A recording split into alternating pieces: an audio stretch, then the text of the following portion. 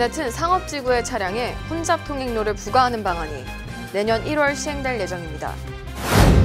플라스틱백 금지가 오는 3월 1일부터 뉴욕주 전 소매점에 적용됩니다. 제도가 정착되기 전까지 벌금 부과는 유예될 것으로 보입니다. 센서스국이 3월 12일부터 각 가정에 온라인 참여 안내 서신을 발송할 예정입니다. 뉴욕시내 전기자전거 대여 서비스가 재개됐습니다. 하버드대학교가 아시아계 미국인 지원자의 입학을 차별한다며 소송을 제기했던 단체가 항소를 제기했습니다. IRS 사칭 사기 전화가 기승을 부리고 있습니다. 중국을 방문한 뉴욕 주민 26명이 자가 격리됐습니다. 뉴욕주 차량국 내 ID 발급 대기 시간이 작년에 비해 현저히 늘어났습니다.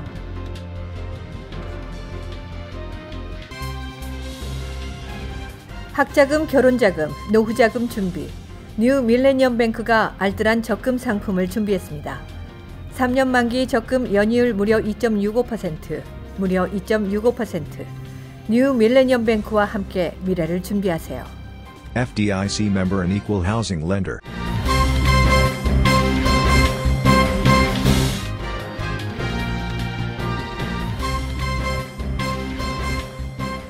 시청자 여러분 안녕하십니까? KBTV 뉴스9 이창환입니다. KBTV 뉴스9 박정우입니다. 첫 번째 소식입니다. 맨해튼 60가 상업지구 차량에 혼잡 통행료를 부과하는 방안에 대한 연방 당국 승인이 지연되는 가운데 메트로폴리탄 교통공사가 내년 1월부터 시행할 것이라고 밝혔습니다. 현재 교통체증을 해소하기 위해 런던과 스톡홀름, 싱가포르에서는 혼잡 통행료를 부과하고 있습니다. 미국에서는 뉴욕시가 처음으로 맨해튼 상업지구로 진입하는 차량에 혼잡 통행료를 부과합니다. 맨해튼 진입 차량을 조절하고 잦은 고장과 지연으로 악명 높은 뉴욕 지하철과 대중교통 인프라에 투자 재원을 확보할 계획입니다. My message to all the strap hangers was this is the last best chance to get something done. The governor and I have a plan. 2021년 1월부터 맨해튼 60번가 이하 구간으로 진입하는 차량에 세금이 부과됩니다. 승용차는 11.5달러, 트럭은 25달러를 부담해야 합니다. 지금도 다리나 터널로 맨해튼에 진입하려면 최대 15달러를 내야 하는데 이 정도로 교통 혼잡을 해소할 수 없다고 판단한 것입니다. 혼잡 통행료를 징수하게 되면 연간 10억 달러의 수입이 예상됩니다.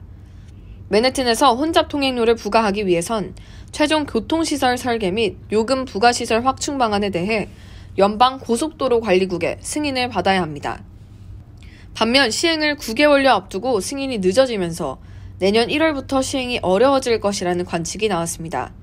이에 대해 메트로폴리탄 교통공사 측은 제때 시행할 수 있도록 모든 수단을 동원할 것이라고 밝혔습니다. 반면 논란도 적지 않습니다. 생업을 위해 맨해튼에 차량을 타고 가야 하는 주민들은 이 같은 안을 반대하며 면제 대상 확대를 요구하고 있습니다. Have to subsidize subway riders and they are getting to and from work. Incentives there for drivers.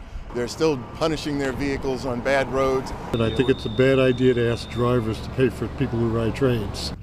뉴욕시의 사례는 도입을 검토하고 있는 캘리포니아주 샌프란시스코, 로스앤젤레스 등의 대도시에 영향을 줄 것으로 보입니다. 플라스틱백 금지 방안이 앞으로 10일 후인 3월 1일부터 뉴욕주 전 소매점에 적용됩니다. 뉴욕주 환경보호국은 원활한 시행을 위해 제도가 정착되기 전까지 벌금 부과는 유예하겠다고 밝혔습니다. 3월 1일부터 모든 소매점은 유료로도 플라스틱백을 제공할 수 없습니다. 소비자들은 본인이 직접 가져온 가방을 이용하거나 계산대에서 5센트를 주고 종이백을 구입해야 합니다. 뉴욕주 환경보호국 션 마하 수석 보좌관은 종이봉투를 제작하는 업체나 소비자, 소매업자들의 혼란을 막고 규정이 원활하게 시행될 수 있도록 교육과 지원을 할 것이라고 밝혔습니다. 제도가 정착될 때까지 플라스틱백 사용 금지 규정을 위반해도 250달러와 500달러의 벌금이 부과되지 않게 됩니다. 뉴욕주 정부는 연간 230억 장 이상이 소비되는 플라스틱백 사용을 금지하면서 환경보호에 앞장서고 있습니다. Bring Your Own Bag 캠페인이 온라인상에 활발한 가운데 뉴요커들의 쇼핑 문화 패턴도 달라질 것으로 보입니다. 연방 헌법에 따라 미국에서 1970년부터 10년에 한 번씩 인구조사가 실시되고 있습니다. 이 결과를 토대로 연방 정부의 지원금이 결정되고 있습니다. 2010년 인구 조사 때 한인 커뮤니티는 이해 부족 및 참여 저조로 한인 전체 지역 및 커뮤니티에서는 많은 손해를 봤습니다. 연방 센서스는 3월 12일부터 각 가정에 온라인 참여 안내 서신을 발송할 예정입니다. 또한 5월 4일까지 인구 조사에 불참석한 세대를 확인하여 조사원들이 직접 자택을 방문해 설문 지작성에 도움을 줄 예정입니다. 인구 조사에 참여하지 않으면 다음과 같은 불이익을 받게 됩니다. 정부, 시, 타운에 납세할 세금이 증가됩니다. 또한 주정부 의료보험 혜택과 노인, 아동복지 예산이 줄어들며 특히나 공공교육 퀄리티도 떨어지게 됩니다. 앞으로 남은 기간 동안 웹사이트를 방문을 해서 하실 경우는 거기에 바로 한국어로 할 수 있는 그런 그 한국어 서비스가 됩니다. 그래서 온라인을 방문해서 하시면 아주 편리하고 여러 질문 중에서 거기에 이 한국인의 뿌리, 코리안의 뿌리를 가지고 있는 모든 분들은 반드시 거기에 코리안으로 한국인으로 하셔야 됩니다. 중국에서 왔던 러시아에서 왔던 어느 곳에 왔던 한인의 뿌리를 가지고 있는 분은 거기에 코리안 한국인으로 꼭 하셔야 되고 서류에는 모든 것이 비밀 보장이 되고 이 인구조사 질문지는 이민국가 국세청 어떤 정보기관과도 공유를 하지 않습니다. 한인 커뮤니티 권익 신장을 위해 한인들의 적극적인 참여가 필요합니다. 1년 전 브레이크 오작동으로 중단됐던 시티바이크의 전동 자전거 서비스가 재개됐습니다. 리프트와 제휴해 애플리케이션을 이용할 수 있어 손쉽고 간편해질 것으로 기대가 되고 있습니다. 어제부터 뉴욕시 5개 도로에 설치된 900여 개의 자전거 대여소에 4,000여 대의 전기 자전거가 배치됐습니다. 오작동 결함을 보완하기 위해 새로운 자전거에는 뒷바퀴에 모터와 드럼 브레이크가 달렸습니다. 전기 자전거는 시간당 최대 20마일의 속도를 낼 수 있고 이것은 일반 자전거의 속도보다 2배 정도 빠른 셈입니다. 전기 자전거는 차량 공유 서비스 업체 리프트에서 운영하고 대여는 시티바이크나 리프트 스마트폰 애플리케이션을 통해 가능합니다. 애플리케이션은 주변에 이용 가능한 자전거 수와 남아있는 보관소를 알려줘 이용자들의 편의성을 높였고 조만간 멤버십 신청도 가능해질 전망입니다. 현재는 맨하탄 타임스퀘어, 코리아타운, 소호 지역에서 이용 가능하며 45분 기준 일반 자전거보다 $2가 더 부과됩니다. 하버드대학교가 아시아계 미국인 지원자 입학을 차별한다며 소송을 제기했던 단체가 항소를 제기했습니다. 향후 어떤 결과가 나올지 귀추가 주목됩니다. 이어서 김은지 기자가 전해드립니다.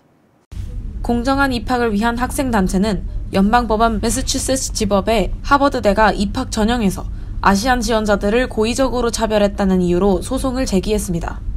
이에 법원은 고의적 차별 증거가 없다며 하버드대에 손을 들어준 전례가 있습니다. 1심 판결 이후 4개월 만에 이 단체는 재판부가 증거물을 제대로 고려하지 않았다며 항소심에서 판결을 뒤집어야 한다는 내용의 서면을 제출하면서 항소 절차를 공식 게시했습니다. 그들은 하버드대 자체 조사 결과 학업 성적만 고려하면 아시안 학생 비율은 43%여야 한다며 실제 아시안 학생 비율이 18%에 머문다는 것은 하버드대 측이 의도적으로 아시아계 미국인 입학자 수를 줄였기 때문이라는 주장을 굽히지 않고 있습니다. 인종적 균형이라는 체제는 명백히 법을 위반한다고 주장하며 필요할 경우 미 대법원에 상고할 계획도 밝혔습니다.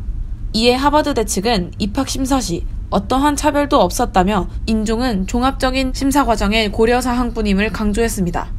원고가 항소 서면을 접수했기 때문에 하버드대학교는 30일 안으로 답변서를 항소재판서에 제출해야 합니다. KBTV 뉴스 김은지입니다. 지난달 27일부터 2019년 소득분에 대한 세금보고 서류 접수가 시작됐습니다. 해마다 세금보고 처리되면 IRS 하칭 사기 전화가 기승을 부립니다. 유사한 수법의 전기료 관련 사기 전화 신고도 급증하고 있습니다. 이 소식 이상경 기자가 전합니다. 2월부터 4월 세금보고 마감일까지 연방국세청 IRS는 미 전역의 납세자 및 세금보고 대행자, 즉 회계사들로부터 가장 많은 전화문의를 받습니다. 본인이 직접 전화를 걸어 세금 관련 질문을 할 시 연방국세청 직원은 의무적으로 신원 확인을 위한 소셜번호, 최근 세금 보고 서류 등에 관한 질문을 거친 뒤 답변을 하게 되었습니다. 바로 정확한 질의응답을 해줄 수 있기 때문입니다. 하지만 세금 보고 처리되면 이 기회를 노린 각종 사기 전화가 기승을 부립니다. 이들은 전화나 문자를 통해 개인정보와 은행정보를 알아내 범죄를 저지릅니다. 연방재무부와 연방국세청은 납세자들에 대한 미납 세금 내용 통보는 우편으로만 발송하며 전화, 이메일, 문자로 연방국세청이라고 사칭하여 현재 답변이 없어서 전화를 했다는 식의 사기 전화는 응답하지 마셔야 합니다. 전기료 관련 사기 전화도 문제입니다. 롱아일랜드 전력공사에 신고된 사기 전화는 지난해 6,624건이며 2013년부터 2019년까지 16,000건의 사기 전화가 소비자들에게 연결됐습니다. 이 중 900건이 최소 $250에서 $5,000까지의 사기 사건으로 조사됐습니다. 각 지역 전력공사들이 소비자들에게 직접 전화를 걸어 전기료를 낮추거나 환불 및 프리페이 카드로 전기료 납부를 요청하는 사례는 없습니다. KBTV 뉴스 이상경입니다.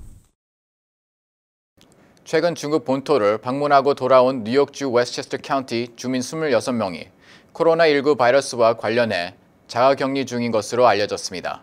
이상경 기자의 보도입니다. 연방질병통제예방센터와 뉴욕주 보건국은 코로나19 검사에서 음성 판정을 받더라도 중국에서 온 경우 관련 주민들을 14일간 자가 격리시켰습니다.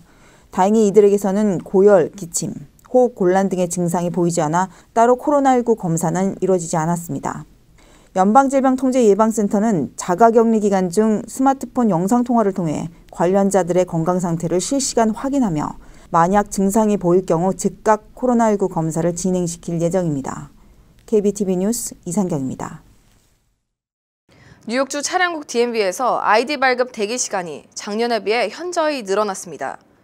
리얼 아이디 발급으로 인한 업무 증가도 요인이지만 신청자들의 서류 미비도 한몫하고 있는 것으로 보여집니다. 2005년 연방의회를 통과한 리얼 아이디법 실행이 실시됨에 따라 10월 1일부터는 리얼 아이디만이 신분증 역할을 할 수 있게 됐습니다. 이에 뉴욕주 DMV가 올해 1월 한 달 새 87,605장의 리얼 아이디를 발급했고 관련 업무도 575% 증가했습니다. 대기 시간도 길어졌습니다. 기존 운전면허 갱신은 온라인 신청이 가능했으나 기존 운전면허증을 리얼 아이디로 변경하기 위해선 반드시 DMV를 찾아야 하기 때문입니다. 또한 정부가 발급한 출생증명서나 유틸리티빌, 은행 스테이트먼트, 소셜 시큐리티 번호와 여권 등 합법적인 거주자임을 확인하는 서류를 제출해야 합니다. 신청자들은 이메일로 먼저 예약을 하고 관련 지역을 방문해야 하지만 이마저도 예약이 폭주한 상태입니다. 리얼 아이디 운전면허증 발급을 준비하는 운전자들은 서류 준비를 꼼꼼히 해 DMV 재방문율을 낮추고 유동인구가 많은 지역 DMV보다 타 지역 DMV를 이용하거나 미리 예약을 해서 아이디 발급의 대기 시간을 줄여야 할 것으로 보입니다.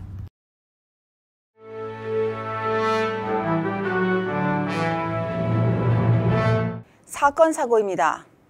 뉴욕시경이 오늘 $2,500의 현상금을 내걸고 혼자 사는 노인만을 대상으로 사기 행각을 벌인 용의자들을 수배 중에 있습니다. 경찰에 따르면 이들 용의자 3명 중 1명이 지난달 브루클린 지역 레녹스 로드 베드포드 애비뉴에서 버스를 기다리는 78세 여인에게 접근해 교회 기부를 권유하며 친분을 쌓은 뒤 $3,300를 받는 등 모두 2차례에 걸쳐 총 $4,500여 달러를 챙긴 혐의를 받고 있습니다. 경찰은 감시 카메라에 찍힌 조직원 1명의 얼굴을 공개하고 목격자의 제보를 기다리고 있습니다. 오늘 아침 뉴저지 유니온 루트 78노선을 운행하는 버스에서 화재가 발생했습니다. 불이 나자 관내 소방관들이 출동, 발빠른 진압으로 거센 불길을 바로 잡을 수 있었습니다. 소방당국은 엔진 과열 등으로 화재가 났을 가능성이 큰 것으로 보고 정확한 화재 요인을 조사 중에 있습니다. 세계적인 래퍼 팝 스모크가 총격으로 숨져 음악계가 충격에 빠졌습니다.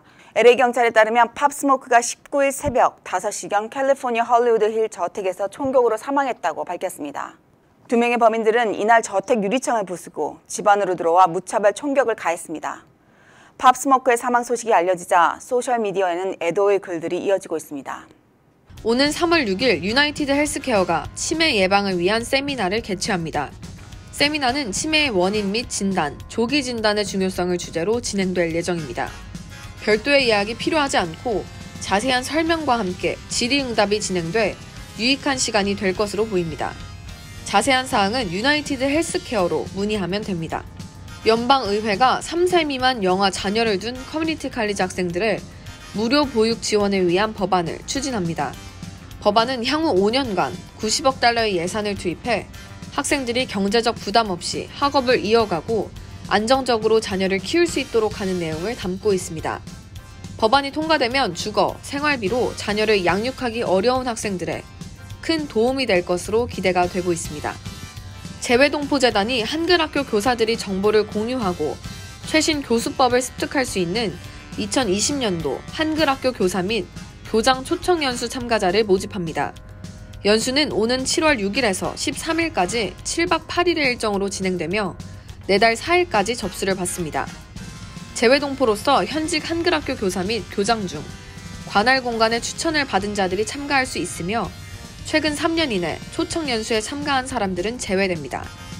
신청은 재단 웹사이트를 통해 가능하고 온라인으로 작성 완료한 사본은 관할 공간에 제출해야 합니다. 뉴욕시립대 헌터 칼리지 간호대학과 뉴욕 한인봉사센터 공공보건부가 유방암 예방 연구에 참여할 한인 참가자를 모집합니다. 내달 24일부터 8주 동안 실시되며 참여 대상은 45세에서 65세 여성 중 체지방 지수가 23 이상이고 유방암 병력이 없으며 스마트폰을 소지한 자입니다. 자세한 사항은 KCS 공공보건부로 문의하면 됩니다. 이어서 포커스인과 커뮤니티 브리핑이 이어집니다.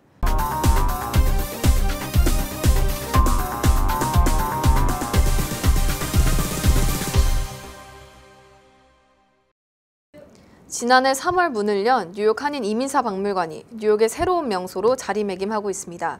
지난 시간에 이어 오늘도 김민선 뉴욕 한인 이민사 박물관장을 모시고 2019년도를 뒤돌아보고 2020년 박물관 운영 계획을 듣는 시간을 마련했습니다.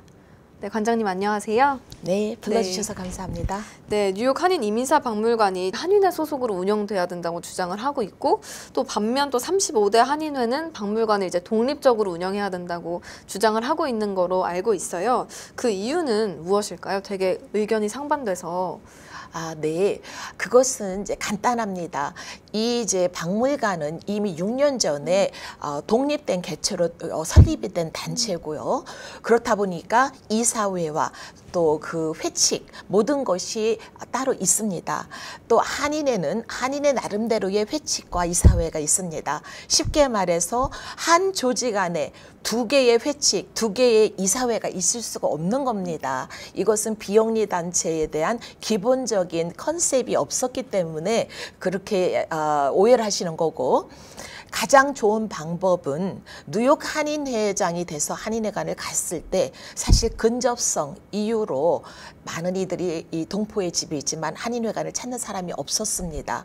그리고 한인회관이 너무 낙후돼서, 그러나 또 한인회 자체가 펀드가 없다 보니까 그 아주 낙후한 시설 속에서 남들 보기도 정말 초라할 정도의 그런 회관이었는데, 박물관을 건립을 하면서 결국은 그 펀드로 리노베이션 할 돈을 한인회관에 들여서 회관을 말끔하게 보수를 하고, 또 박물관이라는 것이 한인회 리스트가 돼 있기 때문에 또 다른 사람들도 하여금 한인회관을 찾도록 하는 명분을 줄 수 있기 때문에 두 마리 토끼를 잡을 수 있을 것 같아 저희들이 한인회관에 박물관을 설립한 거지, 박물관이 한인회 소속이었던 것은 아닙니다. 그리고 두 번째는 저희들이 이제 이 박물관 운영은 결국은 어떤 어드미션, 그러니까 입장료를 받거나 정해진 수입이 없기 때문에 이사님들 아니면 어디선가 후원금이 들어와야 되는데 누구 한두 명에 의해서 후원금을 의지를 한다면 그 단체는 전망이 없습니다. 그래서 저희들이 뉴욕주, 뉴욕시 또 연방에서 이러한 박물관 기금 후원금 펀드를 마련하기 위해서는 무엇보다도 우리 자체가 뉴욕주나 연방에서 요구하는 비영리 단체 규범에 맞는 회칙을 가지고 또 거기서 맞게끔 회장도 이사회에서 선출을 하고 운영이라든지 재정 책임, 권한이 이사회에 있어야 됩니다. 근데 사실 한인회는 봉사단체지만 이사회에서 회장을 뽑는 것이 아니라 아니라 직접 선거로 선출직 정치인처럼 뽑기 때문에 뉴욕주나 이 연방에서 원하는 비영리 단체의 규범에는 어긋납니다. 좀 특별한 케이스예요. 그래서 저희들이 펀드를 신청을 했다가 이 한인회 바일로 때문에 저희들이 거절을 당했었거든요. 그래서 뉴욕 한인회 이사회에서 이것을 완전히 분리를 시켜서 박물관은 독립재산제로 우리 박물관 바일로를 뉴욕주 규범에 맞게 운영하도록 하자. 그래서 임시이사회에서 만장일치로 저희들이 박물관을 한인회와 완전히 분리시키고 대신 박물관과 한인회관이 대신 리스로서 서로 협력 관계로 하도록 하자. 이렇게 결정이 된 겁니다. 네, 그런 이야기가 있었군요. 네. 네, 박물관은 앞으로 그럼 어떻게 운영돼야 된다고 생각을 하시나요? 네, 참 어려운 일이에요. 이 박물관이 어떠한 세금을 걷어들이는 것도 없고 또 입장료를 받는 것도 없고, 그러나 이 박물관이 앞으로 우리가 100년, 200년, 300년 후에도 우리 후손들과 소통을 하기 위해서는 반드시 지켜져야 되는 공간이거든요. 그래서 이것은 누구 한 개인 몇 분이 모여서 운영을 해야 하는 것이 아니라 우리 한인 사회가 다 함께 참여해서 지키고 운영해야 된다고 생각합니다.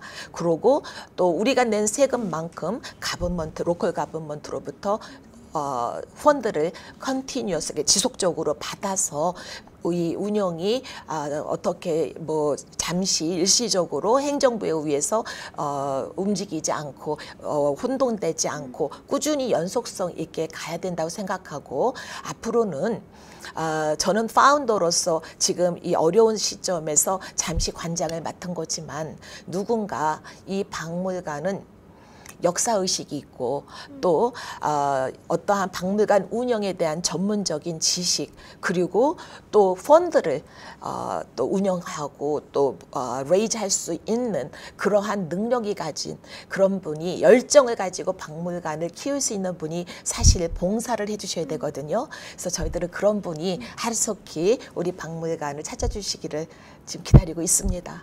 네, 오늘도 덕분에 뉴욕 한인 이민사 박물관에 대해 좀 더 깊게 알아보는 시간을 가진 것 같은데요. 자리에 나와주셔서 감사합니다. 감사합니다. 오늘 포커스인 시간에는 뉴욕 한인 이민사 박물관장 김민선을 모시고 뉴욕 한인 이민사 박물관 운영 계획을 듣는 시간을 가졌습니다.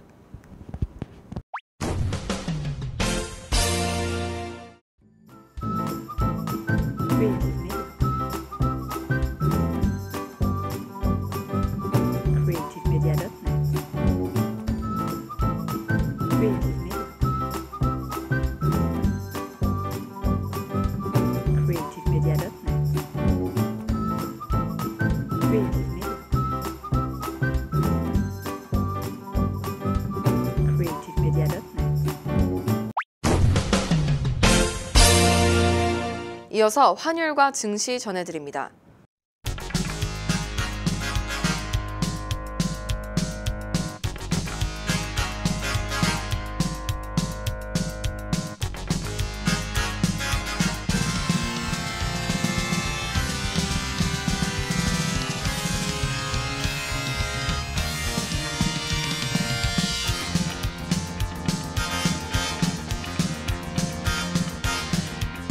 뉴욕과 뉴저지 날씨 전해드립니다.